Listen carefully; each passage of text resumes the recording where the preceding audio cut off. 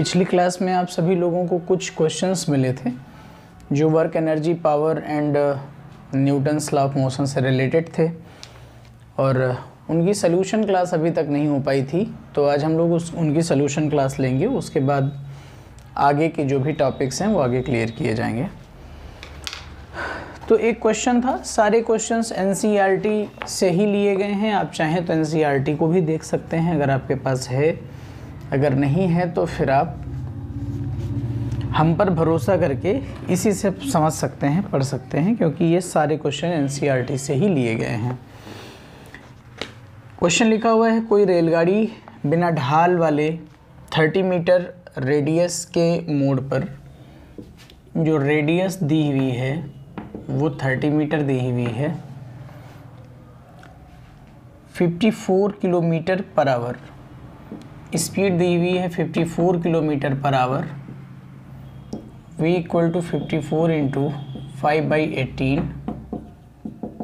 15 metre per second. रेलगाड़ी का जो मास है वो 10⁶ kg है। इस कार्य को करने के लिए आवश्यक अभिकेंद्र बल कौन देता है? अभिकेंद्र बल का मतलब होता है centripetal force. Centripetal force provide कौन करता है? इंजन या पटरियाँ? इंजन कभी सेंट्रीपिटल फोर्स प्रोवाइड नहीं करता। पटरियों से ही, पटरियों के बीच में जो ढलान होता है, जो फ्रिक्शन होता है, उस पे जो प्रणोद बल काम करता है, इनसे हमें सेंट्रीपिटल फोर्स प्राप्त होता है। तो एक आंसर तो हमें मिल गया कि सेंट्रीपिटल फोर्स कहाँ से मिलता है, तो हम लोग वो जान गए।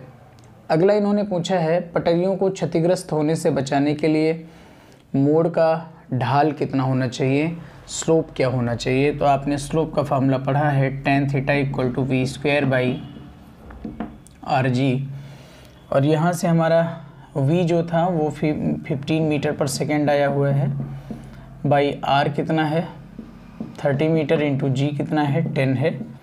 इसको आप सिंप्लीफाई करेंगे और ये हमारा आ जाएगा 3/4, that will be 0.75। So tan theta equal to 0.75। अच्छा, अगर ये 1 होता तो थीटा की वैल्यू 45 आ जाती। तो हम जान रहे हैं कि ये वैल्यू 1 से छोटी है, तो इसका मतलब थीटा भी 45 से छोटा होगा, और ये लगभग वैल्यू है tan 37 या tan 38 डिग्री की। अब ये बात हम कैसे जान रहे हैं? ये बात जानने का कोई साइंटिफिक लॉजिक नहीं है कि हम ये बात जान रहे हैं, लेकिन आप कैसे जानेंगे? आपके ऑप्शन में कुछ ऐसी चीज़ें दिख जाएंगी तो आप अपने आप समझ जाइएगा, और कुछ दिखेगा ही नहीं, मोर देन 45 दिखेगा तो आप समझ जाएंगे कि यही आंसर होने वाला है, इसलिए वही ऑप्शन सही कर दीजिएगा। अगला क्वेश्चन है, 40 kg संहति का कोई बंदर का जो मास दे रखा है वो 40 kg दे रखा है, 600 न्यूटन का अधिकतम तनाव सह सकता है। कोई रस्सी है वो 600 न्यूटन का अधिकतम तनाव सह सकती है, जिस पर बंदर चढ़ता है। नीचे दी गई कौन सी स्थितियों में ऐसा होगा कि रस्सी टूट जाएगी? एक में है बंदर 6 मीटर पर सेकेंड स्क्वायर के त्वरण से ऊपर उठता है, मतलब जाता है। दूसरा 4 मीटर पर सेकेंड स्क्वायर के त्वरण से नीचे आता है। तीसरा 5 मीटर पर सेकेंड की यूनिफॉर्म स्पीड से चढ़ता है। और चौथा ऑप्शन है, बंदर लगभग मुक्त रूप से गुरुत्व बल के प्रभाव में रस्सी से गिरता है, फ्री फॉल होता है, और वो भी रस्सी से। ठीक है, इस क्वेश्चन को सॉल्व करने के लिए बहुत बेसिकली ये बताया जा सकता है कि बिना हल की ये क्वेश्चन सही हो जाएगा। क्यों? हम ये बात देख पा रहे हैं कि इसको जो टेंशन बियर करने की पावर है वो 600 न्यूटन है। यहाँ पर हम ये बात देख रहे हैं कि अगर बंदर के द्वारा क्रिएट किया हुआ टेंशन 600 से ज़्यादा हो गया तो रस्सी टूट जाएगी, क्योंकि रस्सी मैक्सिमम जो टेंशन बियर कर सकती है वो 600 न्यूटन का है। 600 न्यूटन से मैक्सिमम कंडीशन तब मिल सकती है जब बंदर ऊपर जा रहा हो, क्योंकि बंदर के नीचे आने की दशा में और वो भी ऊपर जा रहा हो तो एक्सीलरेशन में जा रहा हो, क्योंकि सामान्यतया बंदर का जो मास है वो 40 kg है और सामान्यतया ये जो टेंशन क्रिएट करेगा वो 40 × 10 यानी 400 न्यूटन होगा, जो कि 600 से बहुत छोटा है। रस्सी टूटने का कोई चांस नहीं है, मतलब बंदर के मास मात्र से रस्सी नहीं टूटेगी।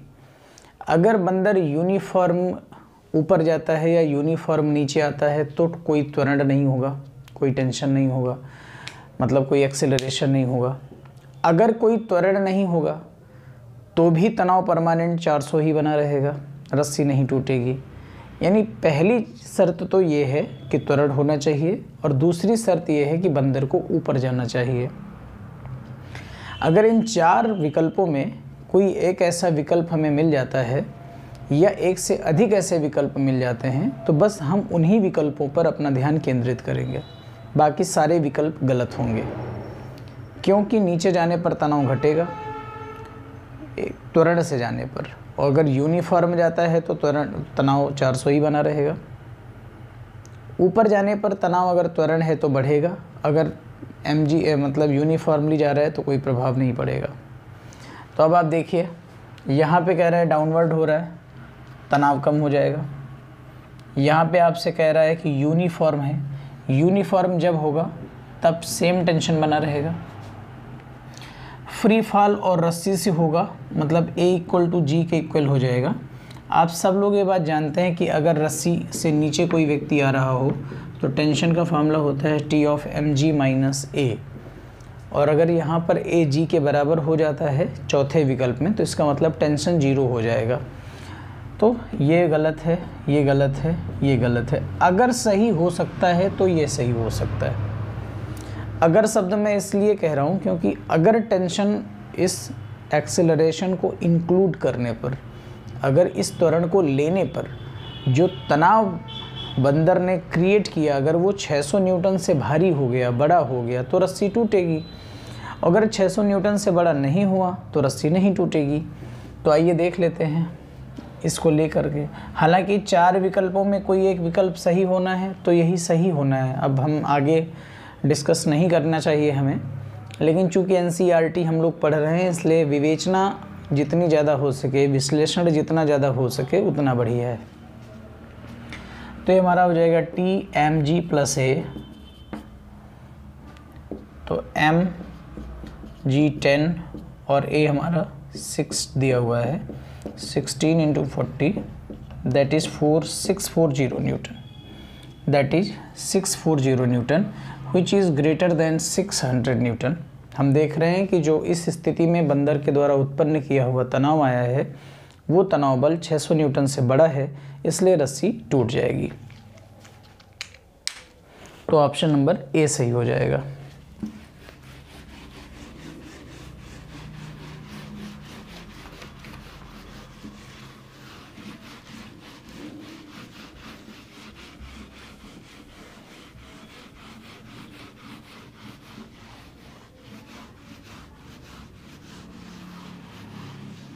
आगे के क्वेश्चंस में है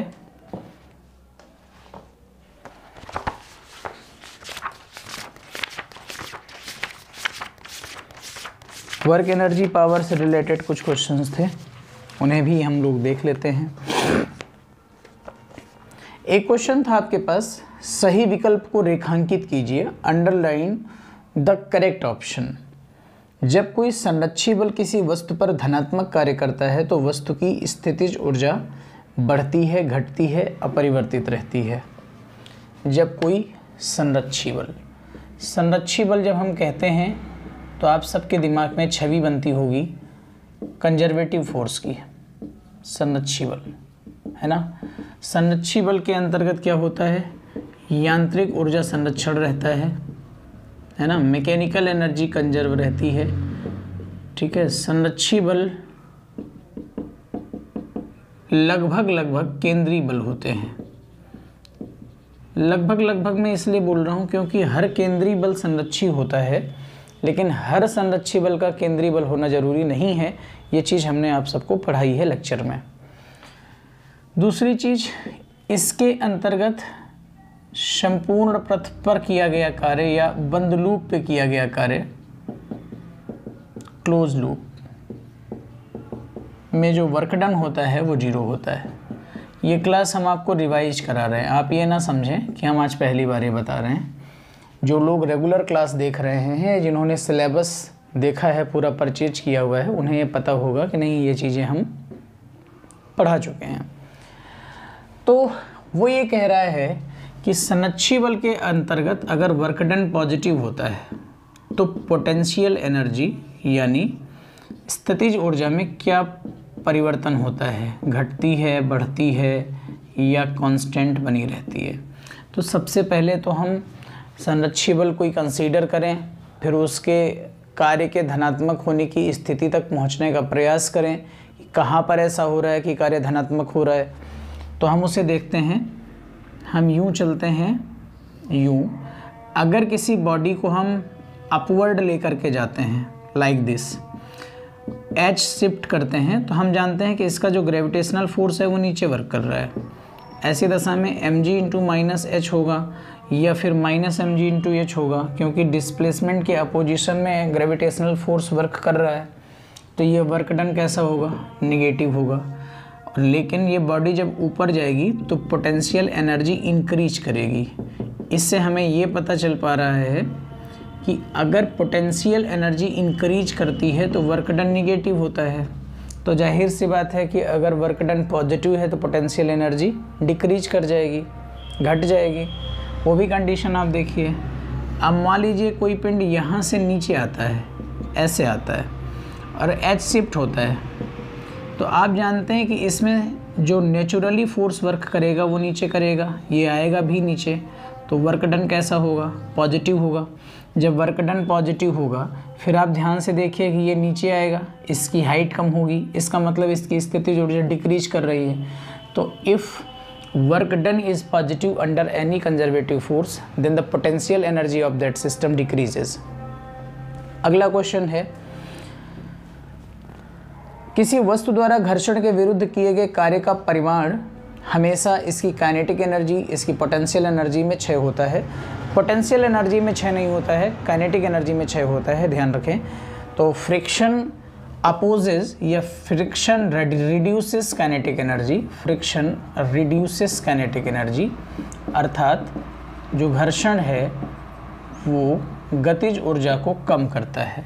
ठीक है, तो स्थितिज ऊर्जा गलत है, गतिज ऊर्जा में आप अंडरलाइन करेंगे।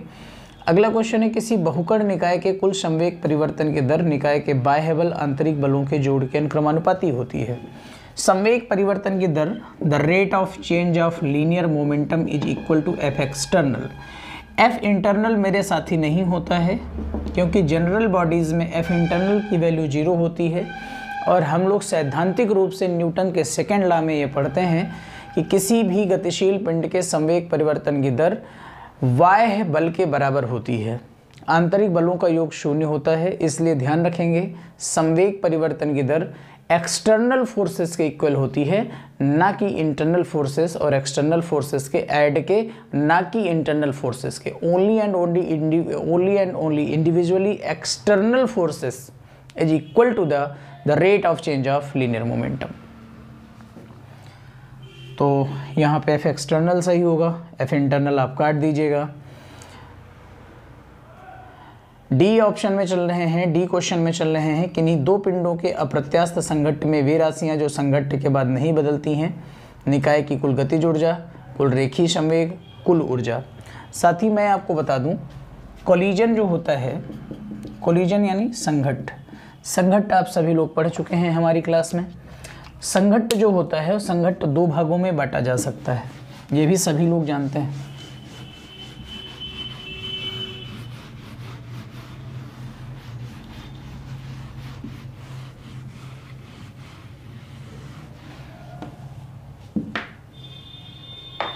संघट्ट दो भागों में बांटा जा सकता है, जिसे हम लोग कोलिजन कहते हैं। कौन कौन सा होता है?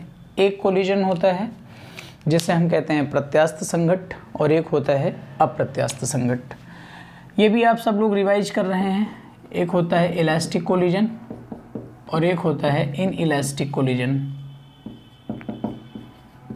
इलास्टिक कोलिजन में क्या होता है? इलास्टिक कोलिजन में रेखीय संवेग और गतिज ऊर्जा, kinetic energy and linear momentum दोनों ही संरक्षित होते हैं, दोनों ही संरक्षित होते हैं, ठीक है। लेकिन दोनों ही संरक्षित मीन्स बोथ आर कंजर्व्ड, ठीक है, बोथ आर कंजर्व्ड, दोनों ही संरक्षित होते हैं। लेकिन ध्यान रहे ड्यूरिंग द कोलिजन, एक होता है ना कि जब दो बॉडीज चल रही हों, फिर एक होता है जब दोनों बॉडीज कोलिजन कर रही हों, फिर एक होता है जब दोनों बॉडीज कोलिजन करने के बाद की स्थिति शो कर रही हों। अब ये क्या है? Before collision. हमारे नोट्स में बहुत साफ साफ लिखा है ये ड्यूरिंग कोलिजन है, संघट्ट या टक्कर के दौरान, और ये आफ्टर कोलिजन है। खास बात ये है कि जो ड्यूरिंग कोलिजन की कंडीशन है, इस स्थिति में काइनेटिक एनर्जी कंजर्व नहीं रहती है, जबकि kinetic energy before collision and after collision यानी टक्कर के पहले और टक्कर के बाद संरक्षित रहती है, लेकिन टक्कर के दौरान भले ही प्रत्यास्थ संघट्ट हो लेकिन काइनेटिक एनर्जी कंजर्व नहीं रहती। सो यह भी बहुत गजब पॉइंट है। During the elastic collision kinetic energy is not conserved, but finally what we know? Finally we know that the kinetic energy and linear both are conserved in elastic collision. Elastic collision में kinetic energy और linear momentum दोनों ही conserve होते हैं। लेकिन ये extra fact था कि during the collision kinetic energy conserve नहीं रहती, जबकि लीनियर मोमेंटम कंजर्व रहता है। P होता है लीनियर मोमेंटम और ये कंजर्व रहता है before collision, during collision, after collision, ठीक है। ये इसके लिए हो सकता है ये नया फैक्ट है आपके लिए, जान लीजिए। अब आइए इन इलास्टिक कोलिजन में। इन इलास्टिक कोलिजन के दौरान या उसके पहले या उसके बाद लीनियर मोमेंटम यानी रेखीय संवेग संरक्षित रहता है, रेखीय संवेग संरक्षित रहता है, परंतु काइनेटिक एनर्जी संरक्षित नहीं रहती, नहीं रहती। Kinetic energy is not conserved, but total energy का भी कॉन्सेप्ट समझ लीजिए। टोटल एनर्जी मतलब कुल ऊर्जा कंजर्व हो सकती है, कंजर्व हो सकती है यदि निकाय विलग हों, सेपरेट हों। Please note down this fact, ठीक है, क्योंकि ये फैक्ट आपके लिए काम करेंगे। आइए अगले क्वेश्चन की तरफ हम चलेंगे।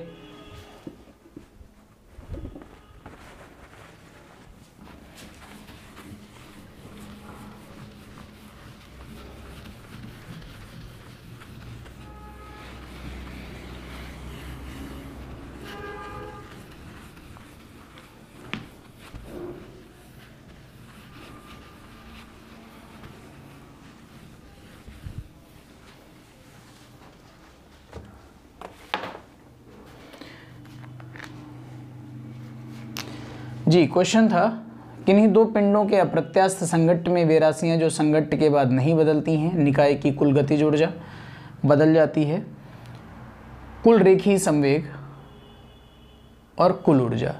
तो इसका सही ऑप्शन होगा कुल रेखीय संवेग। कुल ऊर्जा भी बदल सकती है, लेकिन हमने वो दशा बताई है कि जब कुल ऊर्जा ना भी बदल सकती है, लेकिन जो appropriate, the most appropriate option is कुल रेखीय संवेग, टोटल लीनियर मोमेंटम। आइए अगले क्वेश्चन पे हम बढ़ते हैं। किन्हीं दो पिंडों के प्रत्यास्थ संघट्ट में पिंड का, प्रत्येक पिंड का संवेग व ऊर्जा संरक्षित रहती है।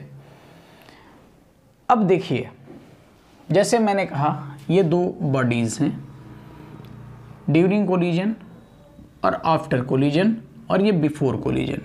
इनके पास कुछ एनर्जी है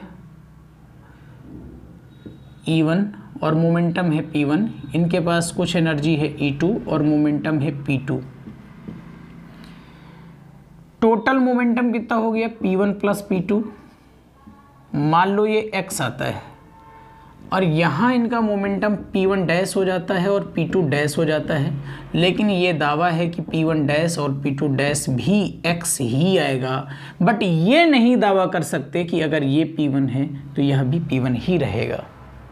मतलब we can not talk about the individual body, we can talk about the system, we can talk about the total linear momentum of the system before collision, during collision and after collision. किसी एक individual body के लिए energy conserve नहीं हो सकती, किसी एक individual body के लिए लीनियर मोमेंटम कंजर्व नहीं हो सकता। इसलिए इस क्वेश्चन में भ्रमित मत होना, क्योंकि जब हम देखते हैं कि इलास्टिक कोलिजन है और आगे लिखा है कि ऊर्जा संरक्षित रहेगी तो बिना कुछ सोचे समझे यस कर देते हैं।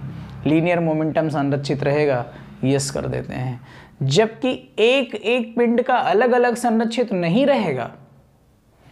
इनका कुछ है, यहाँ कुछ हो गया है, इनका कुछ है, यहाँ कुछ हो गया है, लेकिन ये श्योर है कि इन दोनों का जो टोटल है वही टोटल इधर आएगा।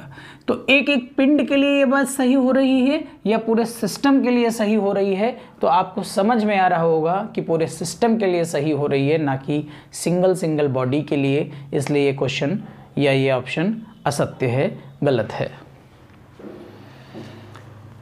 किसी पिंड पर चाहे कोई भी आंतरिक व बाह्य बल क्यों न लग रहा हो, निकाय की कुल ऊर्जा सर्वदा संरक्षित रहेगी। बिल्कुल गलत बात है। कैसे संरक्षित रहेगी? नहीं संरक्षित रहेगी, क्योंकि ऊर्जा संरक्षित रहने के लिए तो कंजर्वेटिव फोर्स चाहिए, वो भी इंटरनल फोर्सेस उस समय जीरो हों, है ना। तो इसलिए ध्यान रखें, प्रकृति में प्रत्येक बल के लिए किसी बंद लूप में किसी पिंड की गति में किया गया कार्य शून्य होता है। गलत बात है। प्रत्येक बल के लिए बंद लूप में वर्क डन जीरो नहीं होता है, बल्कि केवल कंजर्वेटिव फोर्स के लिए, केवल संरक्षी बल के लिए ही यह घटना होती है। अभी आप पीछे पढ़ के आए हैं, इसलिए यह ऑप्शन भी गलत है। अगला क्वेश्चन है, किसी अप्रत्यास्थ संघट्ट में किसी निकाय की अंतिम गतिज ऊर्जा आरंभिक गतिज ऊर्जा से कम होती है। अंतिम गतिज ऊर्जा आरंभिक गतिज ऊर्जा से अप्रत्यास्थ संघट्ट में कम भी हो सकती है और नहीं भी हो सकती है। कम का सीन देख लीजिए। जैसे मान लीजिए का सामने कोई पेड़ का गुटका पड़ा हो और यहाँ से कोई गोली चलाई जाए, गोली गुटके में धंस जाए। ऐसी स्थिति में हो सकता है कि गुटका थोड़ा धीरे चलना शुरू करे और काइनेटिक एनर्जी कम हो जाए, क्योंकि कुछ लॉस होगी, हीट के रूप में, साउंड के रूप में, इस तरह से लॉस होगा। तो जो फाइनल काइनेटिक एनर्जी है वो प्रारंभिक गतिज ऊर्जा से कम हो सकती है। लेकिन एक दूसरी दशा के बारे में सोचिए कि कोई बॉल ऊपर से गिर रही है, रास्ते में कोई और बॉल मिल जाए, ठीक है, दोनों में टक्कर हो जाए, दोनों नीचे आएंगी। जाहिर सी बात है कि जब बॉल ऊपर थी तो उसके पास पोटेंशियल एनर्जी थी, जब वो ज़मीन पर गिरी तो काइनेटिक एनर्जी आ गई। काइनेटिक एनर्जी अब बढ़ गई, क्योंकि सारी पोटेंशियल एनर्जी काइनेटिक एनर्जी में चेंज हो गई है, इसलिए काइनेटिक एनर्जी ज़्यादा हो जाएगी, गतिज ऊर्जा ज़्यादा हो जाएगी। अब तो अप्रत्यास्थ संघट्ट हुआ, लेकिन अंतिम गतिज ऊर्जा ज़्यादा हो गई। तो दोनों बातें सही हैं, इसलिए आप इसमें ऐसा लिख सकते हैं अपने हिसाब से जो आप लिख पाएँ। अगले क्वेश्चन में आते हैं, किन्हीं दो बिलियर्ड गेंदों के प्रत्यास्थ संघट्ट में क्या गेंदों के संघट्ट की अल्पावधि में जब वे संपर्क में आती हैं कुल गतिज ऊर्जा संरक्षित रहती है? नहीं। अभी मैंने बताया था, during the collision kinetic energy is not conserved, kinetic energy is not conserved, but linear momentum is always conserved, है ना। अभी पढ़ाया था मैंने। दो गेंदों के प्रत्यास्थ संघट्ट की लघु अवधि में क्या रेखीय संवेग संरक्षित रहेगा? बता चुका हूं मैं, बिल्कुल रहेगा। किसी अप्रत्यास्थ संघट्ट के लिए ए व बी के लिए आपके प्रश्न क्या, उत्तर क्या होंगे? अगर यही संघट्ट अप्रत्यास्थ होता, इनएलास्टिक होता, तो सेम इवेंट के लिए आपके क्या आंसर होते? साथ ही अप्रत्यास्थ संघट्ट में काइनेटिक एनर्जी कभी भी कंजर्व नहीं रहती, इसलिए ये तो नॉट कंजर्व्ड लिख के आ जाएगा, लेकिन लीनियर मोमेंटम इसमें भी कंजर्व्ड ही रहता है। ठीक है, तो आज की क्लास यहीं तक। क्लास देखने के लिए आप सबका तहे दिल से शुक्रिया, बहुत आभार। और हम आपको ये सूचित करना चाहते हैं कि अगर आप TGT बैच का पूरा पैकेज देखना चाहते हैं तो आप कोचिंग के नंबर 7651997222 पर संपर्क कर सकते हैं। और कोचिंग बहुत शीघ्र अग्निवीर, एयरफोर्स और नेवी के लिए इंडिविजुअल फिजिक्स बैच लेकर के आ रही है। अगर आप उसमें एनरोल करना चाहते हैं, रजिस्टर करना चाहते हैं, शुरू से सारी क्लासेस होंगी। अगर आप रजिस्टर करना चाहते हैं तो आप कोचिंग के इस नंबर पे कॉल करके बात कर सकते हैं। क्लास देखने के लिए पुनः आपका शुक्रिया। अपना और अपनों का ख्याल रखें। धन्यवाद।